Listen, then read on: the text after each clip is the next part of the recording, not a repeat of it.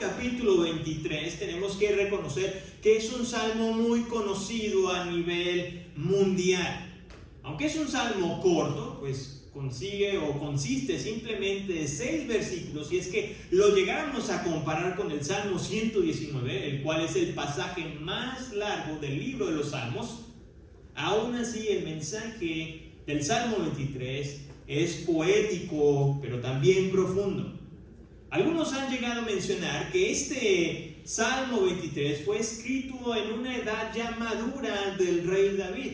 Pues imágenes como las que vamos a estar viendo más adelante, donde se nos dice que se prepara un banquete, donde se unge con aceite la cabeza del invitado y donde hay una copa que está siempre llena, apoyan este punto de vista donde un David maduro escribe el Salmo 23. Un hombre que para ese entonces ya había experimentado un sinfín de cosas: amenazas de muerte, el rechazo de su nación, el haber sido desterrado también de Israel, como los incontables fracasos personales y las traiciones familiares. Pero a pesar de todo esto, el rey David seguía confiando en un Dios bondadoso. Y los próximos 6 versículos en este texto definitivamente no solamente fueron escritos por el rey David, sino también fueron inspirados por el Espíritu Santo, en el cual hoy tú, analizándolo, vamos a ver cómo este texto corto pero profundo sigue trayendo consuelo y esperanza a las siguientes generaciones. Así que te voy a pedir que con tu Biblia en mano me acompañes y leamos el primer versículo que dice: el Señor es mi pastor, nada me faltará.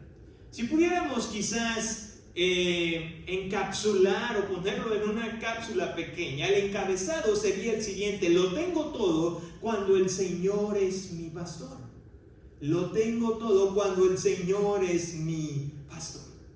Amado hermano, el primer versículo, y quizás tal vez la primera frase, es muy tentador para el lector moderno pasar por alto la primera frase, el cual nos dice que el Señor, o en algunas versiones dice Jehová es mi pastor, para enfocarse en las partes donde se nos dice que nada nos va a faltar, donde se nos menciona que el pastor nos va a conducir a pastos verdes y a aguas mansas. Pero el escritor es el que nos está marcando la pauta y nos recuerda primeramente que nuestra atención debe de estar en quién es este pastor. Este pastor es el Señor. Es Jehová, es el Dios que guarda y que cumple sus promesas. Para creyentes como tú y como yo, el saber que tenemos un creador del universo que no solamente crea, sino que también se preocupa por su creación y que no es ajeno a nuestro dolor, nos llena de certeza, de esperanza y de gozo. Sin embargo, para el mundo moderno, escuchar que Dios anhela pastorear el corazón de alguien es un atentado contra la libertad del humano. Pero amado, la realidad es de que todos, absolutamente todos, estamos buscando el ser protegidos de algo, o en este caso, utilizando el lenguaje del Salmo 23, ser pastoreados por algo o por algo mucho mayor. Estamos en esa constante búsqueda de descansar en algo mucho más grande. Ante los desafíos que nos trae la vida, pues anhelamos tener cierta esperanza, al menos que eso, algo o alguien más grande que nosotros, nos pueda ayudar. Por eso, amado, es necesario hacer una pausa en la primera frase del versículo 1 y analizar cuando se nos dice: el Señor es mi pastor. El Señor es mi pastor. Está hablando de este omnipotente Dios, del creador del universo, de todo aquello que nosotros vemos y de lo que aún no percibimos. Aquel que no necesita de nada ni de nadie, se presenta a sí mismo como un pastor para ofrecernos a ti y a mí lo mejor. ¿Sabes qué es? Él mismo. Él se ofrece a Él mismo. Amado, cuando Dios ocupa verdaderamente el primer lugar en nuestra vida, cuando ocupa ese lugar que le corresponde en tu vida, podrán venir crisis financieras, problemas familiares, enfermedades o incluso hasta muertes repentinas, o perderlo todo lo que el mundo según valora, y aún así saber que estamos seguros porque el Señor es nuestro pastor. Amado, no podemos pasar a los siguientes versículos 2 y 3 sin antes preguntarle al rey David lo siguiente. ¿En serio, David? ¿Nada nos faltará? ¿Estás hablando en serio? Amados, esta pregunta siempre nos la hacemos, seamos sinceros, siempre nos la hacemos cuando vienen las festividades, cuando vienen los cumpleaños, cuando viene Black Friday o los descuentos en línea o en la tienda y nos preguntamos ¿qué nos falta? Porque vivimos en un mundo consumista donde nos hace creer que realmente nos falta algo para sentirnos felices, seguros o incluso hasta exitosos. ¿Qué nos falta? Les voy a contar una anécdota muy personal. Y es de que en mi casa tenemos la lista de las cosas que queremos y la lista de las cosas que necesitamos. Amado hermano, si soy sincero, la lista de las cosas que queremos es mucho más larga de las cosas que realmente necesitamos como familia. Porque muchas veces caemos en ese juego, en esa mentira de una sociedad consumista. Es por eso que esta pregunta que le hacemos a David, ¿es en serio? ¿Nada nos falta? Y es en este mismo versículo que el escritor nos invita a dejar de manotear en estas aguas profundas del consumismo y de la insatisfacción para finalmente descansar y ser refrescados ante la promesa que nada nos falta porque el Señor es mi pastor. En otras palabras, amado, si tienes a Dios, lo tienes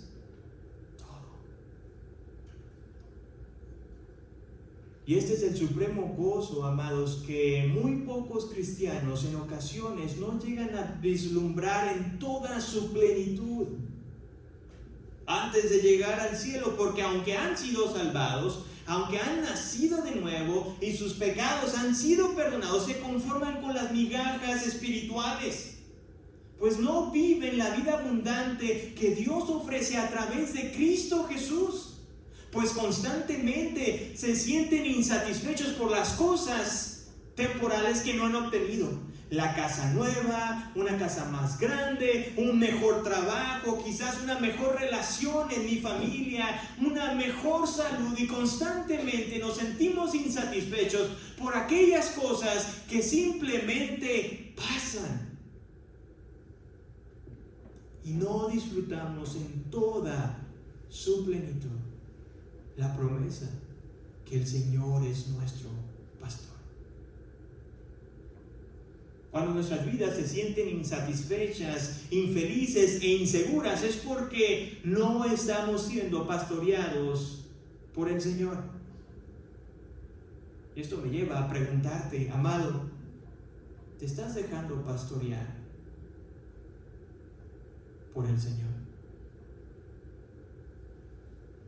Los versículos 2 y 3 dicen lo siguiente en el Salmo 23. En lugares de verdes pastos me hace descansar, junto a aguas de reposo me conduce. Él restaurará mi alma, me guía por sendas de justicia, por amor a su nombre. En una entrevista que le hicieron a un pastor de ovejas que provenía de una larga generación de familias de pastores de ovejas, se le preguntó qué tan cierto el Salmo 23 lucía en la vida cotidiana de un pastor de ovejas. Y la respuesta de este pastor sorprendió al entrevistador, pues dijo lo siguiente: a diferencia de otros animales que tienen este instinto de sobrevivencia, que busca alimento y busca refugio, la oveja carece de todo sentido de supervivencia. Todo lo contrario, la oveja duerme tranquilamente la noche confiando de que va a ser el pastor quien le va a llevar a disfrutar de esos pastos verdes que tanto sueña mientras duerme. Así que mientras que esa ovejita o las ovejas están durmiendo, el pastor pasa la noche en vela pensando y planeando dónde va a llevar a su rebaño al día siguiente para que éstas puedan comer y beber agua. Amado, esta imagen o esta ilustración es una viva imagen, vaya la redundancia, de los versículos 2 y 3. Y si pudiéramos resumir estos dos versículos en una frase, quedaría así: solo en el Señor mi alma halla reposo. Solo en el Señor mi alma halla reposo. En estos versículos el escritor hace un énfasis en el cuidado que el pastor hace sobre sus ovejas. Frases como: me haces descansar, me conduces, restauras mi alma y me guías por senderos, destacan la participación, amados, activa de este pastor sobre las ovejas. Amados, es difícil imaginarnos si a alguien se le preguntara lo siguiente: ¿cuál es tu animal favorito y el porqué de su elección? Creo que la gran mayoría de las personas lo que menos escogerían sería un animal torpe e indefenso como lo son las ovejas. Porque usualmente cuando nos preguntan eso, ¿cuál es tu animal favorito? Usualmente nos inclinamos hacia los animales más grandes, más fuertes, más feroces, porque a lo mejor sus características tienen cierta relación con nuestra personalidad, o al menos así lo queremos ver. Sin embargo, si hiciéramos esa pregunta a la Escritura, ¿con cuál animal el ser humano se parece más?, nos llevaríamos una gran decepción. Pues la Escritura constantemente al ser humano lo compara con la oveja, animales torpes y vulnerables de todo el reino animal. Amado, la vulnerabilidad de estos animales simplemente resalta nuestra propia vulnerabilidad, como también nuestra urgencia de ser pastoreados por el Señor, por Dios. Los versículos 2 y 3 destacan las siguientes cosas. Primeramente, nuestra necesidad de hallar descanso para nuestras almas. Curiosamente, amados, vivimos en un tiempo donde hay innumerables recursos de autoayuda, donde hay una vasta variedad de entretenimiento, y aún así, amados, la gente se siente agobiada y cansada. ¿Lo habías notado? Porque solo Jesús es el único que puede ofrecer ese reposo que tanto buscamos. Resulta que en la antigua Palestina, los pastores junto con sus rebaños tenían que hacer largos viajes para encontrar lugares aptos para descansar y tomar agua. En estos viajes largos, obviamente, el terreno no era propicio para esta clase de animales, así que muy frecuente las ovejas eran heridas, como también en su momento se enfermaban, así que el pastor tenía que proveer también un cuidado médico. Y esta situación histórica nos señala también nuestra necesidad de ser restaurados por el buen pastor. Así como las ovejas sufrían y seguramente siguen sufriendo heridas en el camino y tienen que ser atendidas por el pastor, así también, amados, nosotros vamos a ser heridos por nuestro enemigo, por el enemigo de nuestras almas. Y solamente Jesús, escúchame bien, nadie más puede restaurar tu alma, confortarte en esos momentos de dolor, en esos momentos de duda, porque mientras que hacemos este peregrinaje hacia la ciudad celestial, hacia el cielo, nuestras almas van a estar en constante batalla, vamos a ser heridos por diferentes situaciones o personas, y el único que nos puede dar consuelo y tranquilidad es el buen pastor. Los versículos 2 y 3 también resaltan nuestra necesidad de ser guiados por alguien más grande que nosotros. A través de los años, la gente definitivamente se ha creído la gran mentira que el hombre es capaz de guiarse a sí mismo, de ser el dueño de su destino. Frases como: tu vida es tu propio viaje, sé el capitán de tu destino, o tú eres el líder que estabas esperando, anímate, solamente alimentan el orgulloso corazón que ya tú y yo tenemos, para terminar frustrados, porque entre más, escúchame bien, entre más te niegues a soltar las riendas de tu vida al Señor, más lodoso se pondrá tu camino, más difícil será, porque solo Jesús puede dirigir tu vida, nadie más. Esto nos lleva al versículo 4. La palabra de Dios dice así en el versículo 4: aunque ande por el valle de sombra de muerte, no temeré mal alguno, porque tú estás conmigo. Tu vara y tu cayado me infunden aliento. Es probable que mientras que este hombre maduro llamado David escribía este versículo, o el versículo número 4, se acordaba de sus tiempos como pastor, donde trasladaba el rebaño de un lugar a otro.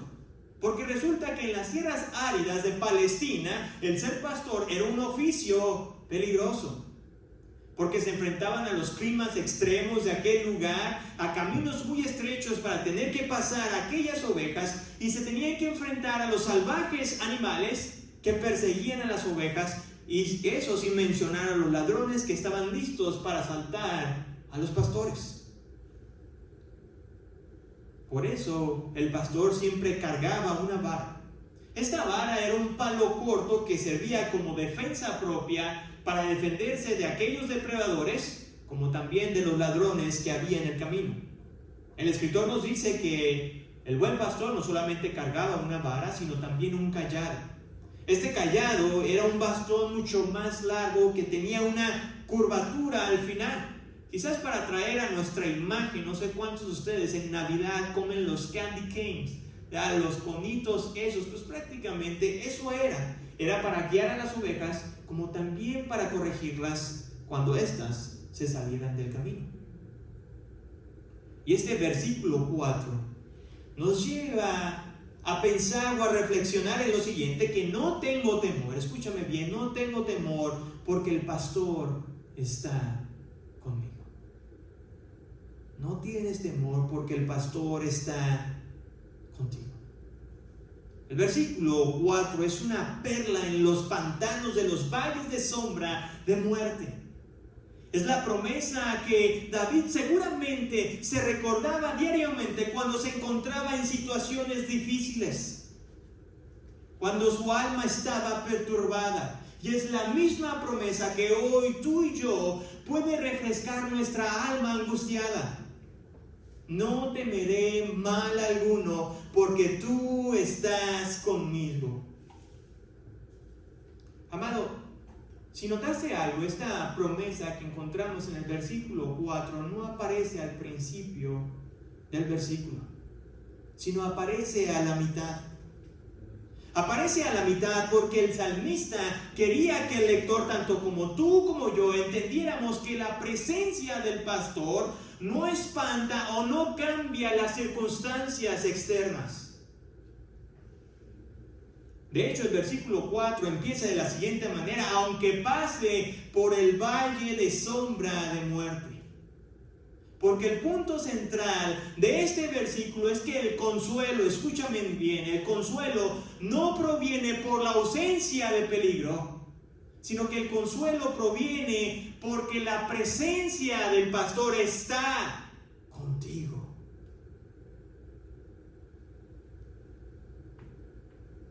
En palabras más sencillas, amado, el creyente halla consuelo en Dios, aun cuando el diagnóstico médico no es el mejor.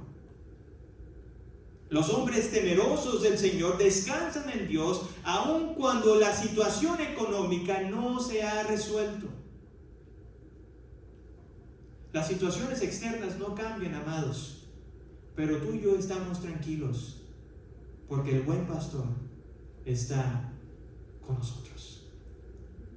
Tristemente, algunas personas han llegado a interpretar que la falta de temor al valle de sombras de muerte es la decisión de ignorar las cosas que pasan a nuestro alrededor. Pero amado, ¿cómo podemos contestar las siguientes preguntas? ¿Cómo ignorar el dolor de los padres que ven al hijo alejarse del buen camino? ¿Cómo puedes ignorar el miedo de aquellos que salen de sus trabajos sin un estatus de migración seguro? Amado, interpretar este versículo de esta manera, de ignorar los valles de sombra de muerte, no es correcto. David hizo un excelente trabajo al describir los desafíos que tenemos en nuestra vida como valles de sombra, como valles oscuros, donde el temor y las lágrimas por el dolor de vivir en un mundo caído por causa del pecado es real, no se puede ignorar. El mismo Jesús, el Hijo de Dios, al ver a María y aquellos judíos que la acompañaban, lloraban por la muerte de Lázaro. En Juan se nos dice que el Señor Jesucristo, al verlos, fue conmovido profundamente en su espíritu, que incluso Él también lloró, amado. Por lo tanto, derrama tu corazón delante del Señor, expresa tu temor al Todopoderoso. Pero recuerda algo. Recuerda que nosotros no nos lamentamos como alguien que no tiene esperanza. Porque ni siquiera, escúchame bien, ni siquiera la muerte física puede sofocar la gran esperanza que tú y yo tenemos en Cristo Jesús. Como dijo Pablo a los romanos en aquella iglesia, porque si hemos sido unidos a Cristo en la semejanza de su muerte, ciertamente lo seremos también en la semejanza de su resurrección. Romanos 6:5. Así es, hermanos, va a haber valles de sombra de muerte que van a terminar con nuestra vida, pero nunca van a opacar la gran promesa que tenemos en Cristo Jesús, la cual es de que algún día tú y yo, si llegáramos a morir por alguna situación de enfermedad o algún otro accidente, tenemos la plena certeza que aquel que resucitó al tercer día, también a ti y a mí nos resucitará. Esa es la gran promesa que tú y yo tenemos. Por lo tanto, el creyente no tiene miedo a la maldad porque ha decidido ignorarla. No, amado, más bien el temor, o no tenemos temor porque sabemos que Dios, el que cumple sus promesas, siempre, escúchame bien, siempre estará contigo. Siempre estará con nosotros. Amados, como si se tratara una situación de una obra de teatro, se cierra el telón para abrirnos una nueva escena en los siguientes dos versículos. Versículos 5 y 6. El salmista deja de presentarnos a Dios como este pastor bondadoso para ahora abrir el telón y descubrir, que Dios es un espléndido anfitrión y quien ofrece un generoso banquete a sus invitados. Versículos 5 y 6 dice así: Tú preparas mesas delante de mí en presencia de mis angustiadores. Has ungido mi cabeza con aceite, mi copa está rebosando. Ciertamente el bien y la misericordia me seguirán todos los días de mi vida, y en la casa del Señor moraré por largos días.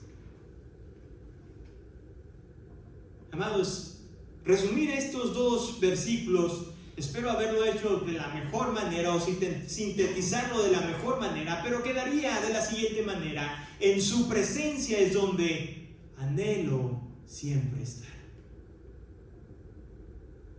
El salmista nos abre el telón diciendo lo siguiente: tú preparas mesa delante de mí. Algunos de ustedes quizás tengan la traducción que dice lo siguiente: dispones ante mí un banquete. Vamos, tenemos que ser sinceros, pues vivimos en la cultura del mundo occidental, en la modernidad, donde la hospitalidad ha pasado de ser un privilegio a ser más bien una tortura. Algunos de ustedes se sonríen, ¿verdad? Porque a lo mejor es cierto, porque entre más rápido se vaya el invitado, mejor para el anfitrión. Quizás por eso las revistas de cocina donde te enseñan a hacer comida en 30 minutos se han vuelto tan famosas, porque lo que buscamos es hacer algo rápido para que podamos comer, y entre más rápido se vayan, mucho mejor. Porque ¿quién tiene tiempo hoy para preparar un banquete? Pero ¿quién mejor para modelarnos la hospitalidad que nuestro Dios? Por eso David empieza diciéndonos: tú preparas. Resulta que en el Medio Oriente, amado, el anfitrión provee la comida. Él era el encargado de proveer la comida, mas él no la preparaba. En Génesis capítulo 18 se nos dice que cuando 3 varones visitaron a Abraham, Abraham ordenó que se preparara la comida. En la parábola del hijo pródigo, cuando el hijo regresa a casa, el papá manda a preparar un gran banquete en su honor, pero ninguno de estos dos hace la comida, simplemente da las órdenes para que se haga lo que se tenga que hacer. Es por eso que nos debemos de maravillar del Salmo 23, porque el omnipotente Dios, el que no necesita de nada ni de nadie, Él mismo prepara un banquete para criaturas tan insignificantes como tú y como yo. El Rey del Universo nos recibe con brazos abiertos en su mesa y nos da la bienvenida. Nos da la bienvenida a aquellos quienes venimos de un pasado turbio, aquellos quienes solíamos beber hasta el amanecer, aquellos que solamente de nuestras palabras salían maldiciones, aquellos quienes éramos dominados por la envidia y por el enojo. A estos y a muchos otros más recibe en su mesa. Y nos recibe porque Jesús, a través de su muerte, el pastor de pastores, hoy tú y yo podemos tener ese acceso al Padre Celestial. La hospitalidad de este Rey misericordioso va más allá de nuestro entendimiento, porque resulta que en este banquete también están los enemigos, pero no están ahí para saborearse los manjares que el anfitrión ha preparado para su invitado, sino más bien están ahí para ser testigos, amados, de las bendiciones derramadas de este Rey soberano sobre aquellos que Él ha invitado. Resulta que el aceite derramado sobre la cabeza y la copa que siempre estaba llena eran actos de amabilidad de un excelente anfitrión. Por si fuera poco, el escritor cierra este salmo señalando lo siguiente. Dice así: ciertamente el bien y la misericordia me seguirán todos los días de mi vida. Amado, la bondad y la misericordia de Dios son atributos de nuestro Señor. En otras palabras, no se pueden separar. No es de que Dios está mandando a la misericordia y a la bondad para que nos sigan todos los días de nuestra vida. Más bien es Dios mismo quien nos persigue fervientemente a donde quiera que vayamos.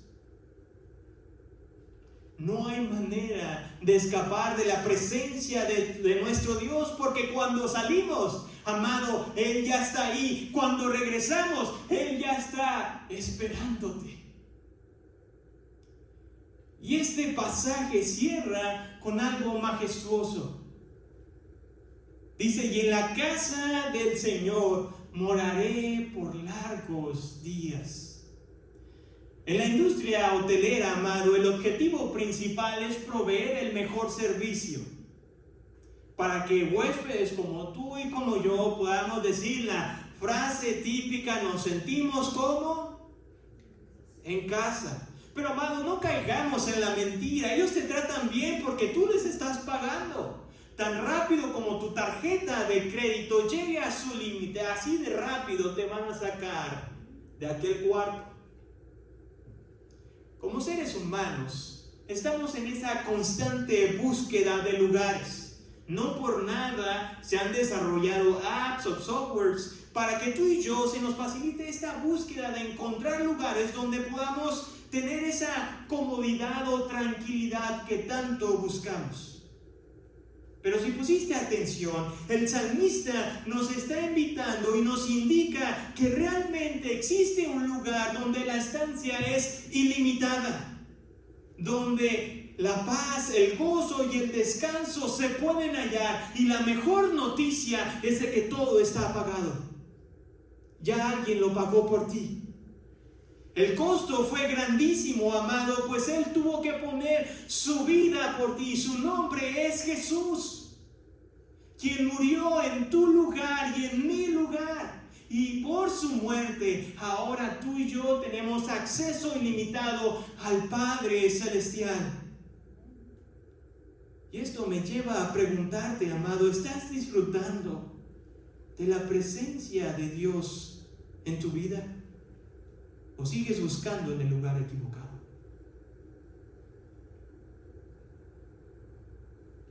Quisiera terminar de la siguiente manera, y es diciéndole lo siguiente, que el sentir de Dios en el Salmo 23 es lo siguiente.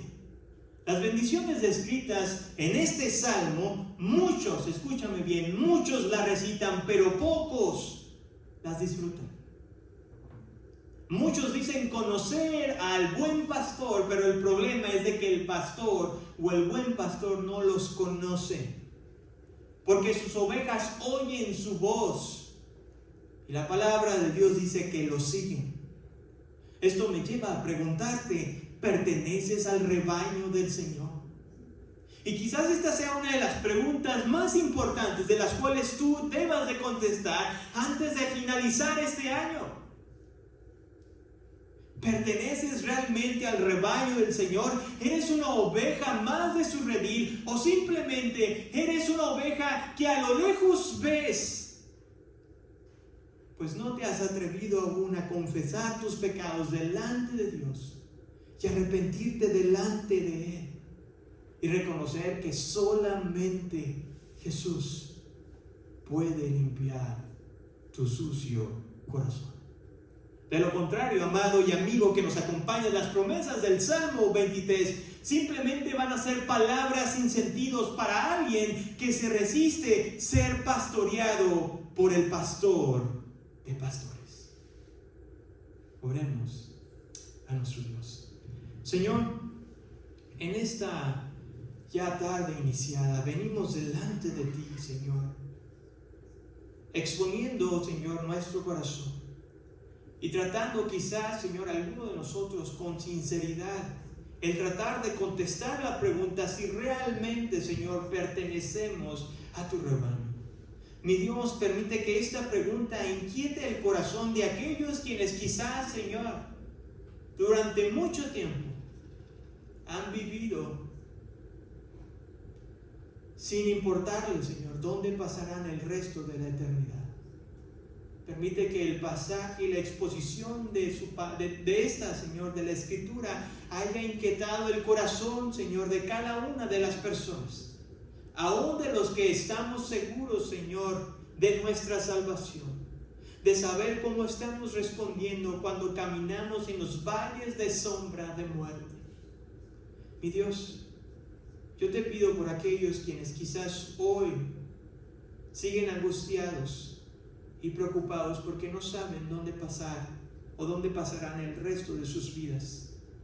Te pido, mi Dios, que en este día sea un día de salvación y que puedan confesar no solamente con sus labios, sino también en su corazón, mi Dios, que tú eres el único que puedes proveer esa seguridad, y solamente el sacrificio de Jesús es lo único que puede limpiar su corazón. Mi Dios, a los demás, aquellos quienes tenemos esa plena seguridad de nuestra eternidad, Padre, que a pesar de que las circunstancias en las que nos estamos desarrollando tal vez no sean las más óptimas, las mejores de acuerdo a nuestro razonamiento, que aún así, mi Dios, podamos descansar, porque el buen pastor está con nosotros. En el nombre de Jesús, Señor, oramos. Amén, Señor. Y